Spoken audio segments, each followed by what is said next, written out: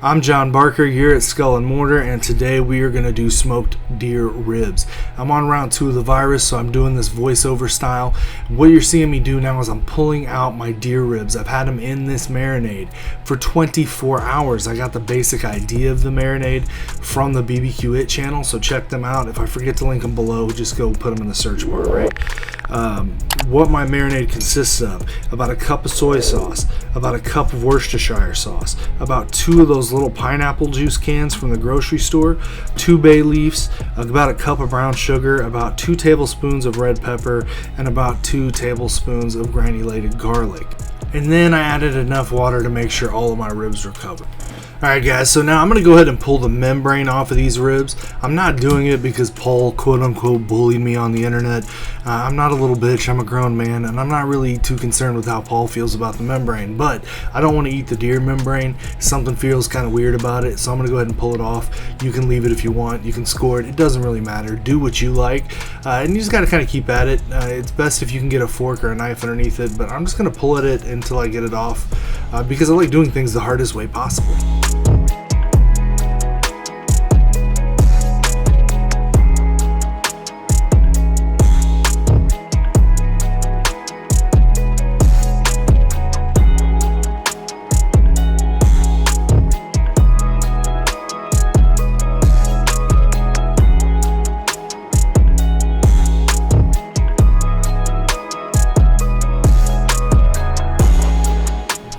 Alright guys, we're going to throw these ribs on our auto acorn. We're going low and slow at 225. We want to give a chance to let it really break down and get tender. That's why we use so much pineapple juice in that marinade too, just to break down and tenderize this meat, because it can be kind of a tough cut. There's not a lot of fat. Let's drop it. We'll check in about an hour. Guys, it's been an hour. Let's go ahead and pop these open and take a look at them. You can see we're starting to get some pullback. The meat's pulling up some, so we don't want it to dry out. So we're going to go ahead and squirt it with some of that apple cider vinegar. It's going to help with the bark. It's going to help with the flavor. It's going to keep it moist. We'll check this again. We'll do this about every 45 minutes to an hour. Alright guys, we're just over 2 hours into our cook. Right here I'm kind of debating on whether or not I should wrap them or not. You can see the edges are starting to get pretty dark, but I feel like that they're still a little too tough, so I'm going to go ahead and try and ride it on out. Alright guys, we're about 3 hours in. It's do or die with this wrap, so we're going to get some foil. We're going to drop a couple pads of butter in here. You've seen me do something similar with my pork ribs, and we're just going to kind of keep that together and pack that flavor. We're going to hit it with some honey. Now we're going to throw this rib the top side down, bone side up, because what we're going to do next is we're going to add some more pineapple juice to it. I'm not really happy with the tenderness of these ribs yet, so I'm hoping this pineapple juice is going to kind of tenderize it a little more. So we're going to wrap this as tight as we can. We've done everything we can to get this as juicy and tender as possible, and you want to wrap this foil as tight as possible because you do not want any moisture getting out of there. You can see these ribs have really gotten darker on the edges, so we really can't not wrap them at this point. We got to go ahead and wrap them in order to have a edible product at the end. Guys, we're about 5.5 hours in, and I want to top these bad boys off and make them as delicious as possible. So we're going to go ahead and glaze them. I got some more of that pineapple juice since we've layered that flavor, and I'm just going to add a beach bum barbecue sauce, which you can get at skullandmortar.com, until I am happy with the consistency and the thickness of the glaze. Do it to your liking. I'm going to do it to mine, and then we're going to go ahead and coat these ribs.